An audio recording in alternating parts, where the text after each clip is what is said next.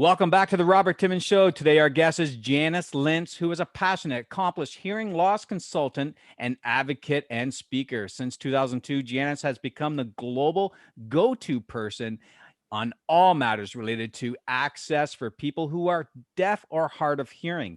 Janice is also a consumer education, travel, food writer, and has written for Thrive Global, The Outdoor Journal, Forbes Lifestyle, Forbes Woman Africa, Yahoo Travel, Huffington Post, Johnny Jet, and Consumer Mojo.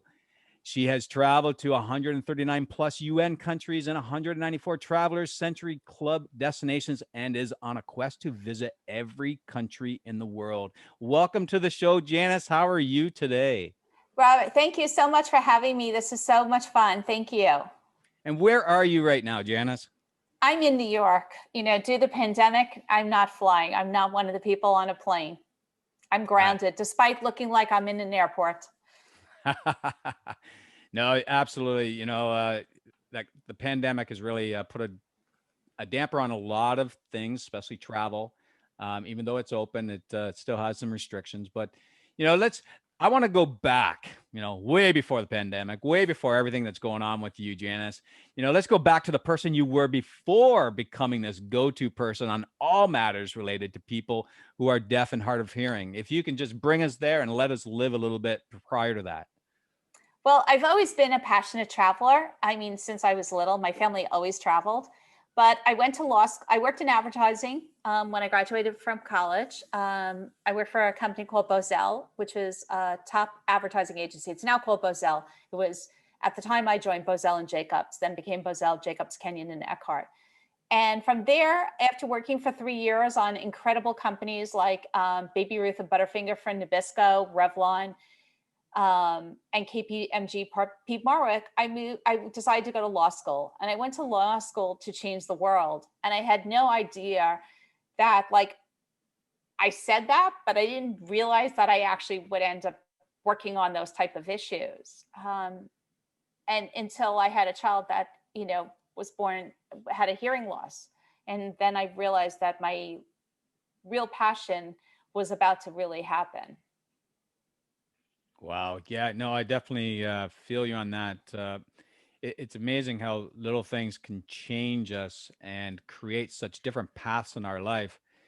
So, okay, now we'll get into that part where, you can tell us what led up to becoming this global go-to person. I know this is probably many years in the making, but what you said, it changed, it created some passion. Can you talk more about that part? Sure. So, for years, I didn't understand, for my daughter was 18 months old and she wasn't speaking. And I couldn't understand why. I kept mentioning it to the doctor. The doctor it was ignoring me, making me sound like I was a hypochondriac and one of those helicopter parents before helicopter parents existed. I was going to lectures trying to figure out what was wrong. Went to one lecture and the doctor that was speaking said to bring my child to get tested for speech. So I went to a pediatrician to get the referral, and the pediatrician, and I had to go to a new pediatrician because the other pediatrician was dismissing me and wasn't in network. And so I decided I would go because, of course, I was neurotic. There was nothing wrong, and this was going to be a waste of money. So why waste too much money? Let's go in network. And I went to the pediatrician, and the doctor said that my daughter had a hearing loss, and I felt my entire world crash. But then that wasn't even the full crash. 2 seconds later, she said to me, don't worry, there's special schools for her. And so I hadn't even, as I say, wrapped my head around the diagnosis. And suddenly I was thrust into this world that I didn't even know what it was. And I was like, why are you lowering the bar before we even start? Why are there special schools? Why can't you go to a regular school? And so, once I got her situated with her hearing aids, figured out, confirmed there was a hearing loss, I had to then figure out how we were going to function in life. We live in, I lived at that time in Manhattan, and I had, that's the center of theater pre-pandemic, museums, culture, and how were we going to go places? And so I started working on projects that impacted our family, like the theater, like, you can hear the Brooklyn sirens, right? Yes, I can. I wasn't sure. Is that outside my house or yours? Mine. It's a constant. Anyone who doesn't believe the pandemic's happening, it's a constant. Mm. And so I started working on projects that impacted our family. And then when I realized that some of these projects took a really long time, they aren't as simple as the law would like us to believe. So the ADA, says you have to be able to receive effective access. And it gives the impression you just call someone up, you say, this is the accommodation I need. And they say, oh, thank you for telling me. We will get right on it. And we will, of course, be ready by next Tuesday or even next month. That is just such a fallacy. Some projects took 9 years. And so when I realized that, I really started then planning further in advance for when my daughter was older, because 9 years is a long time in a child's life. Absolutely. Absolutely. So where did you, okay, so I know you scrunched everything kind of really deep into Sorry. that. Let's stretch it out a little bit. So you were told your daughter was going to have to go to special schools, right? So kind of take the steps at the early stages, because that's devastating to a mom for sure. You said you're going into an area where, it was new. It was like you'd never heard about this, and you found it as a fuel to fire this flame in your heart to do something different. That was the seed, that was the passion, that was the beginning, right? So where did you go? Like, what were the kind of steps that you kind of stepped up into? Because, you've done some incredible things that we'll talk about a little later in the podcast. And I want to kind of just get that surface foundation going to let our listeners know that, when they get those kind of feelings, that they can run with them and change, in your case, the world.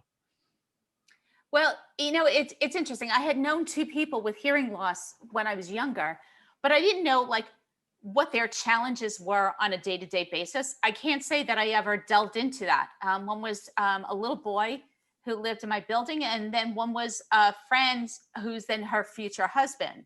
I knew of them that's when I was growing up, but I didn't know. And even once I knew them when they were married, I didn't know all of the challenges he faced. I just knew when they said there are special schools, that was not my idea of special. My daughter ended up going to an Ivy League university, and that was my idea of special, but I don't think that's what they meant by special. And I just didn't want someone telling us what we were going to do. And I just thought it was easier to change the world than to change my expectations of life. And I can't say this was a planned out plan. It is now, but it was a very organic process. And it was kind of like, okay, we're going to Lincoln Center. We're in Lincoln Center. I need a headset so she could hear the show.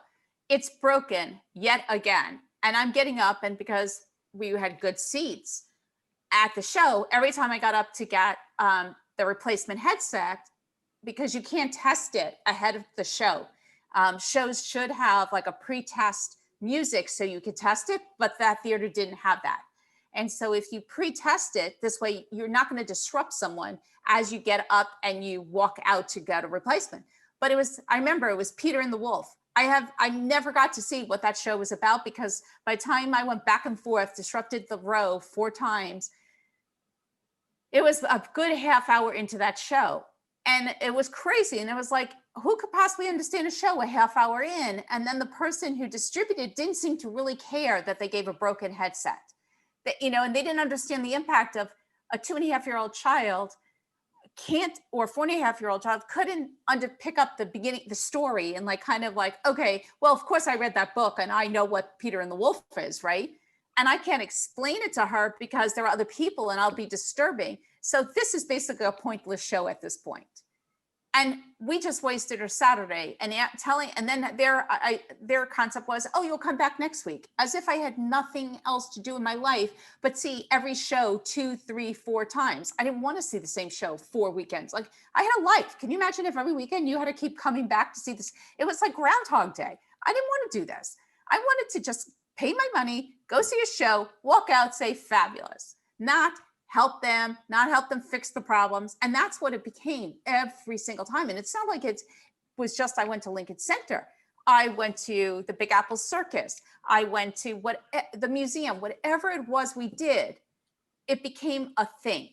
And then it's, the family waiting for me while I'm discussing it with them. Who wants that? Suddenly, like, the wind is sucked out of your fun time, right?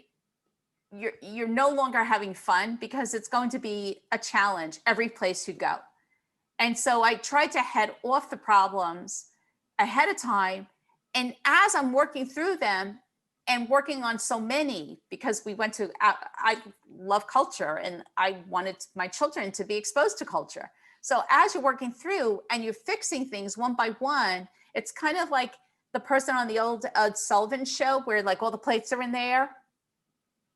And you're like managing all the different plates as they're spinning and trying to fix one so the next plate doesn't fall. And after a while, it's not that you have a plan, but suddenly things start moving forward. And once you have a critical mass moving forward, suddenly I became like, oh, wow, this is like something.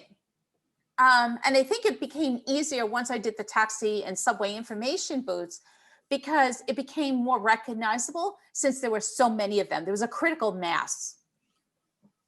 So you're talking about something that you've adjusted to help deaf and partially deaf or hard hearing. Hard of hearing. Now, okay, so if we can just kind of get into one project there, because it's so impressive that you did one, right? And just like anything, as things move, you get momentum. So you talk about the compound of struggle and challenges that fueled your fire more and more and more and more, right? That got you to the point of, I got to change something here because no one else is doing it. And then you say, which one was first? Was it the cabs? Was it the New York City taxi that you did first? No, that was further down the road. It was actually my daughter's religious school. She didn't want to go to religious school. She said she couldn't hear. I said, nice try. Since the beginning of religion, kids have been trying to get out of, religious school, right? It doesn't matter what religion you are. No kid wants to go to religious school. I'm like, nice try. So the place we belong to, I approached them and said, she can't hear. And they said, oh, no problem. Tell us what she needs. We'll fix it. And it was really simple. And I have to say, this happened to be a temple. And the rabbi, who's since passed away, was one of those fabulous people. Not everybody is so fabulous. And there was a reason he was a rabbi. He was a great, Rabbi Posner was a fantastic man who got it. And he's just like, we will do this. And it's the largest Reformed temple in the world. And it was on Fifth Avenue. And it's where Mayor Bloomberg went and former Governor Spitzer. It was a wealthy congregation. So they had the funds. But I realized that they just didn't know what they needed to do. It wasn't that they were being mean. That's not always the case. But a lot of times it's just education. And the way the Americans with Disabilities Act is written, it says effective access. No one knew what that meant. And over time, I realized I had to create the definition, because people were relying on vendors, and people sell what's the most profitable and easiest to install, not what's better for people with hearing loss. And I didn't want them to do some of the things, and I had to explain to them. And it was because I had a law degree and I worked in media, I understood how to position it by marketing and using the law together. But the temple was one of the first projects. And then I moved on to the theaters because we loved going to the theater. And not having the access and having, this one company who had this perception of what the access was based on, I don't even know what. I had a meeting with them and I was like, this is great that you think this, but there's this antiquated attitude of who people with disabilities are that is entrenched from like the early 1900s of special, and they use words like special, handicapped, disabled, very denigrating words. And it was like, okay, my daughter's not disabled. She has a hearing loss. She is not special. She's not handicapped. Now let's see how we can do this. This will make her, it's about removing the barriers, artificial barriers that prevent people from fully participating. So the problem is with the space, not with the person. Mhm. And I had to convince and explain this to people. It's still a challenge. Even now, the access is getting easier to put in, but the access they're putting in is not the access that the people with hearing loss want. It again goes back to easiest to install, cheapest. And so it's again a form of crumbs. So while it's advanced, it's kind of like now places are saying, oh, well, here's a headset, right? But post-pandemic, nobody wants to put a headset on that has touched another human being. And someone could say they cleaned it, but would you want to trust somebody else to clean that headset? No. So it's getting people to understand the rationale. But one of the first projects I worked on, getting back to, was the temple, and then moving into the theaters. So at the temple, they were like, yes, we'll do anything we can for our people that are coming to learn from us, right? That's pretty much what it was pushed them. incredible. Yeah, it was a good, I have to say, it was a great first start, right? If I had a battle, maybe I would have never moved forward, right? But he was so easy. I was like, I can do this. That's awesome that he's, it may be a challenge in his mind, but he's like, we can push this. Let's make this happen, because who knows how many other people are out there that aren't saying anything. Right? He wasn't even a challenge. He didn't even ask the cost. He just said, yes. I was like, don't you need to know? I actually said to him, don't you want to know the cost? He said, no. And I was like, awesome. Wow, like, this is crazy. And like, they then did actually they profiled me in their temple bulletin, which was unbelievable because it went to every person's home, which meant people like Mayor Bloomberg's house, whether he read it or not, it was in his house, right? And which helped spread the message. He was one of those great people in life that you meet. I mean, we've all met people like that, where when you're in the presence of greatness, and nothing to do with religion, but just solid human beings. And he just made it happen. And so once you had that, right, it made it easy. First off, it's a very prominent temple in New York City. So then I played the religious card, and went to Jewish people, right? And set people who I thought could be part of the temple or who would know, and it made it easy, right? And then once I had a significant number of those places, then I could use, okay, now I've got the theaters. Now I've got 92nd Street wide, Lincoln Center. Okay. And then various museums. I could then use those as best practice model. Okay, so let's go to what exactly did the church do to make this happen? Temple. Now, I know they did this, and you took that, but what was it that actually makes it work for someone? So it's just a temple, not that it really matters, because it works in churches too. But it's something so hearing loss is a spectrum, and depending on where you are on the spectrum, what you need. So basically, there are three types of access you need to reach the entire spectrum, because you have people who can hear but in denial. We all have grandparents or people we know like that, who are shouting and ask, and then you have two people who are deaf, and then the gray area in between. So you need audio, bringing the sound to someone's ear, like the way I wear a headset, right? Visual, where you take the sound and you turn into visual, like that's captions. And then qualified interpretation. That would be sign language, or it could be cute speech for someone who's deafblind. So all three, anytime there's sound, whether human or audio. And if you have all three, you will reach the full spectrum of people with hearing loss. And so part of what I'm known for is creating the three-prong approach, because it's easy for people to remember three things. And that's what my logo is, the three main symbols, because this way, if you always know every time there's sound, go through the checklist. Do I have the audio? Do I have the visual? Do I have the qualified interpretation? Perfect. Then you're done. You're in a good place. So in the temple, one of the things they added was something originally they used the type of system because they were about to go for a renovation. So they did assistive listening system that was, I don't remember if they did infrared or FM, which were the two main systems where you wear a headset. But then when they did a massive renovation, they changed it to the induction loop, which brings the sound electromagnetically to someone's hearing aid or cochlear implant.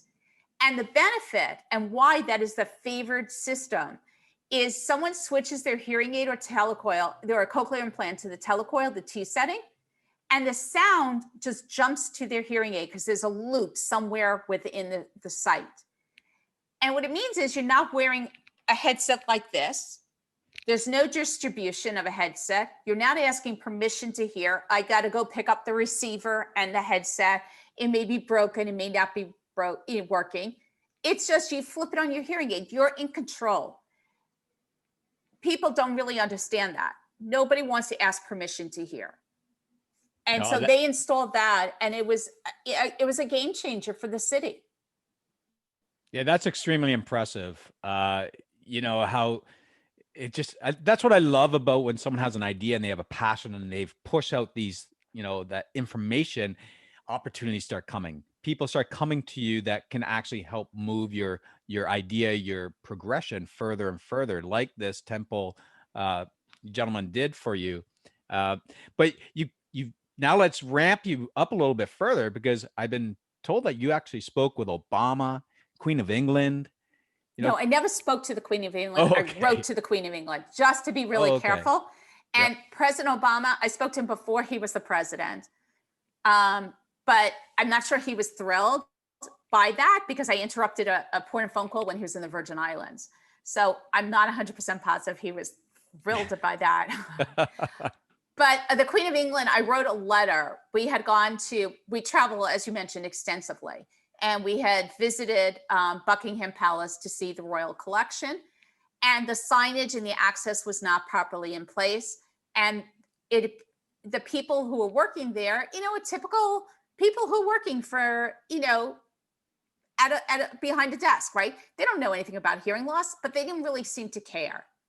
And I was not going to stand for that. I thought, this is crazy. They don't care. The sign is wrong. I'm not really sure what the access is. So I wrote to the Queen of England. And I received back an email, and they corrected the access. And then I was invited onto the the Royal Collections International Advisory Committee. Although I can't say I ever did anything, but I was technically a member. And she was another person who, you know, I don't know if she made the decision, the Queen of England, or someone of her staff, but someone there fixed it. But I have to say, in the UK, there is a very proactive way of addressing disabilities. Access is about us, not about them. In the United States, access is about them, not us. And it's a very different mindset. Wow, that is that's powerful what you just said there. I do find Europe to be very advanced in things, and it is people driven. And you know, people like yourself over here in the United States pushing change and making things happen. And I want to really emphasize that you know, when someone has passion and they have that drive for something, there's no fear on who you want to contact. There's no fear on who you want to push this information to. Like, you wrote the Queen of England, right? You talked to Obama, or you talked to Obama, right? Yes, but I don't think he appreciated, and I will say, you know, he is an example of not everybody appreciates being approached. And yes, he was on a very important phone call, but, you know, as an advocate, I'm so used to the brush off that when someone says I'm an important phone call, I don't really believe that they are. And this is before he was president. He was running for office. I didn't really believe him. And I don't think he really understood why this was so important to me, and why, when he said that, I'm accustomed to the brush off, I wasn't going to be brushed off, because I've been brushed off by the best, and I wasn't going to be. I don't really think he got that. But, you know, I have approached many people, from the vice president of Ecuador, who's now the president of Ecuador. I've spoken to prime ministers. I recently wrote to the Prime Minister of Canada for information, received a response from his assistant. I am not afraid to contact anyone and everyone. And I've written to the Pope as well. I'm really non-denominational. I want access fixed for all religions. I think that's amazing. I really love that about you. And I love that about people with passion, that there's no wall they cannot climb. There's no mountain, you know, there's no anything in front of them that will stop them from the mission that they feel in their heart. Right? Yes. that is definitely me. And I did receive a response from the Pope, by the way, from, I don't remember the title, and I don't want to, but it came on really, I love when you do get letters from people, like they're very, from traditional offices, they're very fancy stationery, but they are looking into the access. I haven't heard, and I'll need to write it again to find out what the status update is. But yes, I will contact everyone. There's nobody to me off limits. That's awesome. Okay, well, you talked about some of the honors and things that you've gotten. So you have incredible honors from 2008 People's Magazine Hero, 2016 nominated United States of Women Changemaker, Nominated Changemaker. Was that, sorry? Sorry, nominated Changemaker. Nominated United States of Women Changemaker, yes, to 2020 WBENC WeThrive Program and partnerships with IBM. Can you talk a little bit about these honors of what I mentioned and the ones I didn't mention, because I know you had a lot and I didn't want to throw them all out, but I'm sure and I'd love to hear a little bit more about that.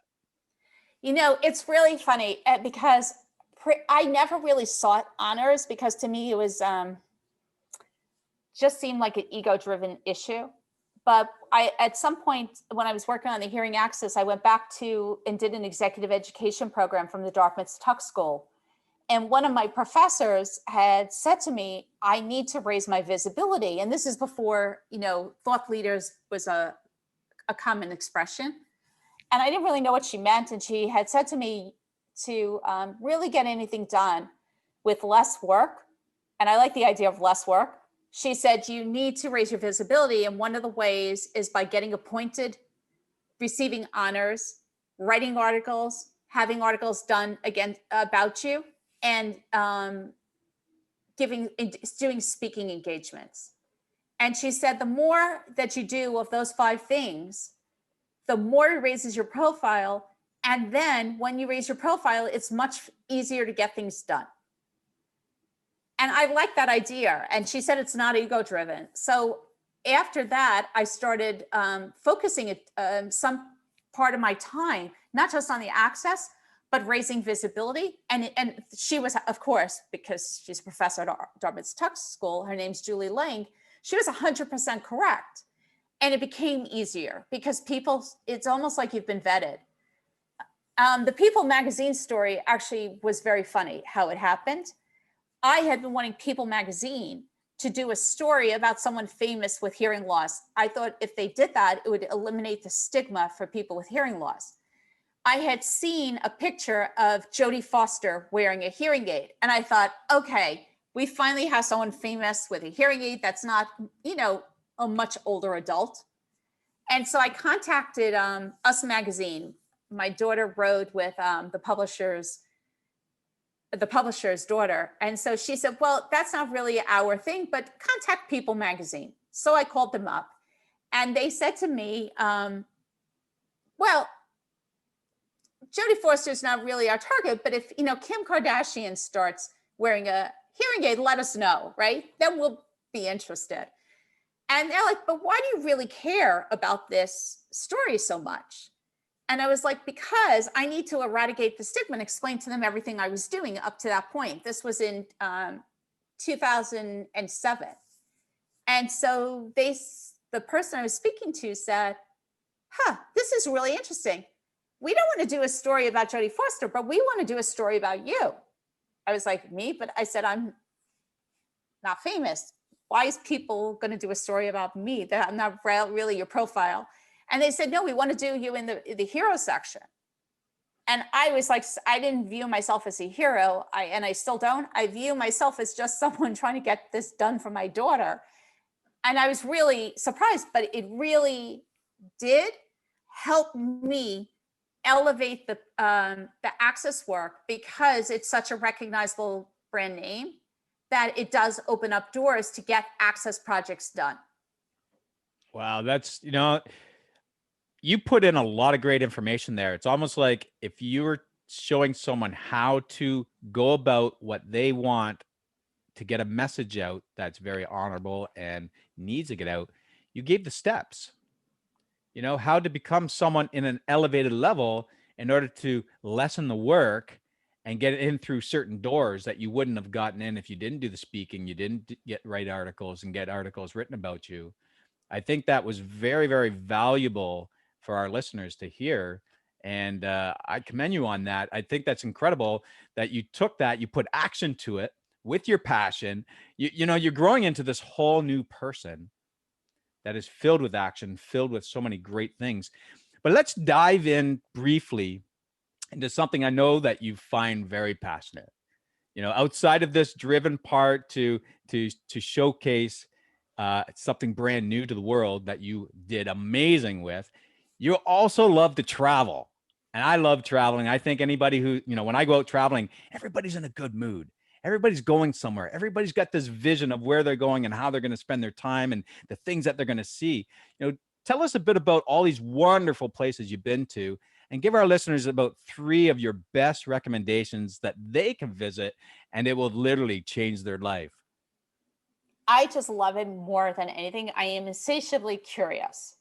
And so seeing, tasting, you know, this is the part that I really miss now during the pandemic. I mean, it's just not the same, you know, if you order in food from, you know, it's a way to deal with the pandemic, but I want to be able to see and taste and do everything. And so I've been traveling since I was little, and I've always chased the deal.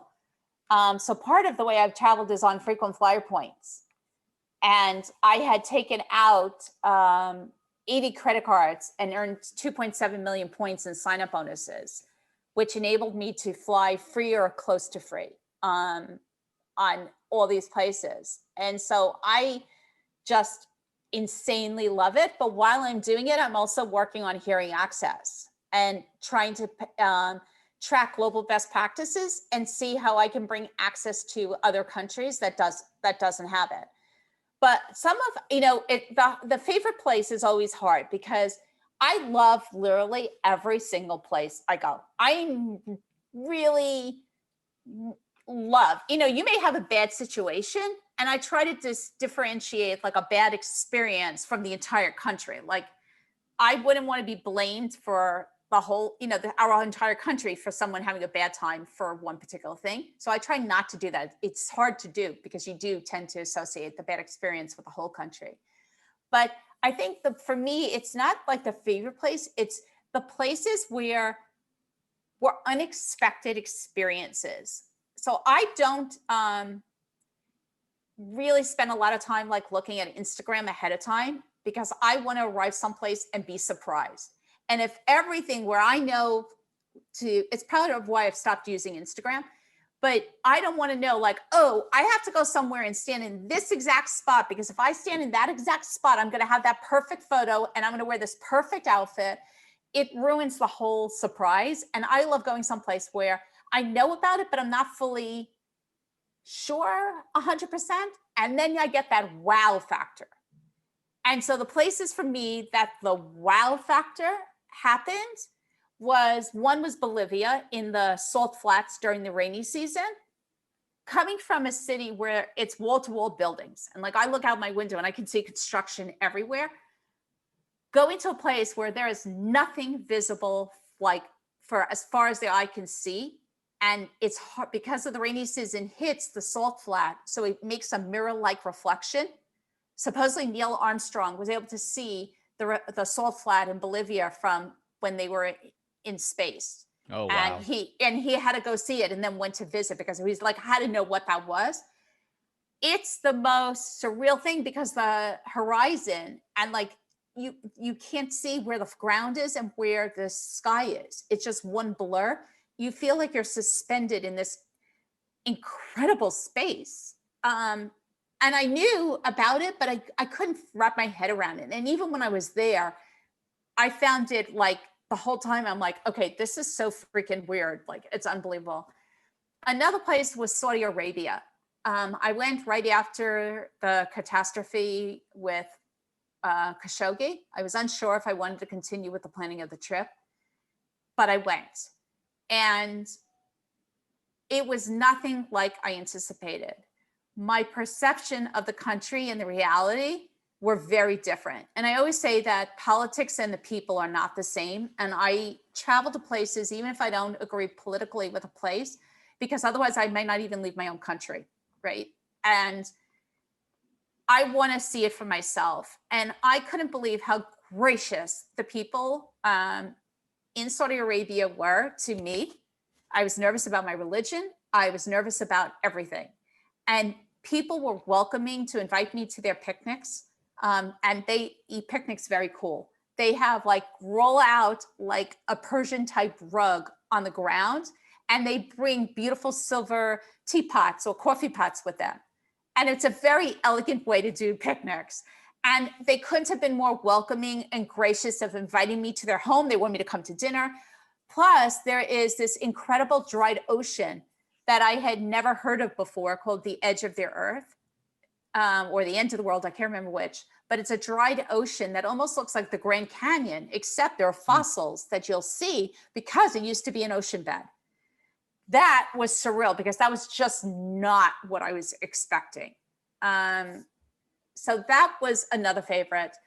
Another country that's going through a very difficult period right now is Ethiopia. I went into the Omo Valley, and I love seeing people in their traditional clothes and their culture. But while it was really fascinating, and I had always wanted to go to Ethiopia to see the Omo Valley and the people who wore the lip plates and everything, it almost felt like a human zoo. It made me really think about, and I don't know the answer to this, of what point is it good, tourism good, and what point is tourism bad? So if tourism is bringing money into those people's lives, but are they becoming like a human zoo where people come to visit them and it's perpetuating the lack of advancement because they will lose their money if they advance too much? And I don't know the right answer, but it was something that made me rethink tourism and what is the benefits or negative side effects of tourism. And I think it's something that we really need to think about as people who are traveling. But it was absolutely fascinating. Again, people couldn't have been more gracious. But I could go on and on. Like I could tell you every single country is something just marvelous and wonderful that like you have to see. Wow. That's impressive stuff. When I was younger, my whole objective was to travel. I was, grew up in a low income government housing, and, people either kind of made it through school or they quit or they went to jail and prison. So I was like, Wow. my whole objective was, how do people get out of here and go somewhere? So anytime a friend would leave and travel somewhere or move somewhere, they were my friend. That was a place to go and move, to the point that now I live in the United States. I'm from Canada. I've been to Japan. Japan was an interesting one, which I'm not sure. You probably been to Japan, of course, being a big player there. But Japan, like you talk about certain things. I went to Japan twice, and that was they do dolphin slaughter on the Kumano region area. Beautiful place, full of temples and waterfalls and trees, stuff I've never seen, very spiritual, very, very emotional.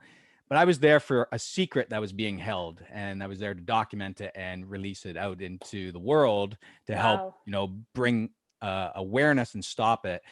Sadly, that was 2011. It's still going on. There was a documentary called The Cove, put out in 2009, won an Oscar, which, ignited a lot of international advocates for the ocean to go there and expose it. But it just shows you, like you said, every area, you don't know what's there until you get there. You don't know what's happening until you actually, get your own thoughts and opinions on it. Right. Because it's true. Like I could have some sort of political thing and I'd be like, oh, I don't want to go there because of this. But yet I'm in the United States, and the opinions I heard when I grew up about the United States were very different than being here now.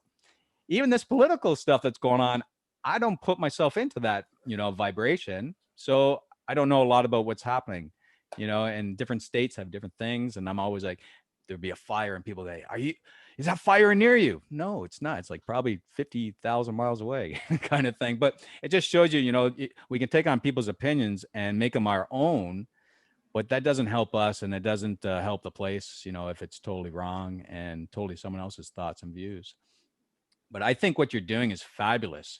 And now you're traveling with your passion to promote your other passion, to expose it, to empower other places, to bring that amazing seed that you nourished and developed and pushed into the world that has just taken on its own life in a sense, right? I commend you on that. I think it's amazing. Where can people find you, Janice? Well, thank you, Robert. That is very gracious of you to say, so thank you. I can be found two places. Hearingaccess.com is my consulting business, and my advocacy work is at my other website, JaniceLintz.com. I think the only way to really expand on something, to make it go to the next level also, is when you can combine your passion with your work, then it makes it easier, because the only downside is I seem to have no separation, right? It's just constant. I have no boundaries of my work. It just seems to constant, but I love what I'm doing, so I don't really find it problematic. So if you love what you do, like you do, right? It's your passion. It's much easier to do. It's not work in the same way. It's not a trudge. Absolutely. Passion is an energy that it's limitless. It's limitless. As long as you stay focused on that, it's there. Like it just blows your mind. A lot of people are like, I'm not sure what I'm passionate about. Well, you know what? Sit back, relax, listen, and something will trigger it. Something will trigger it. Like in your case, your daughter and her hearing loss triggered your passion into changing, and you're doing it. And I hope the listeners heard all that and understand how passion can really, really empower your life and push you into creating and changing the world. It's like that butterfly effect. You started getting it going and you don't know what it's going to do as you keep moving.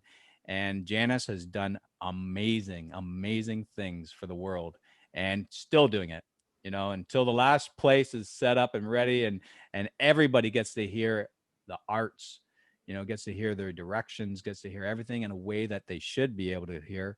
I think it's amazing. Thank you, Janice, for being on the show today. Thank you so much for having me. I really enjoyed it. Thank you. Hey guys, thanks for sticking around.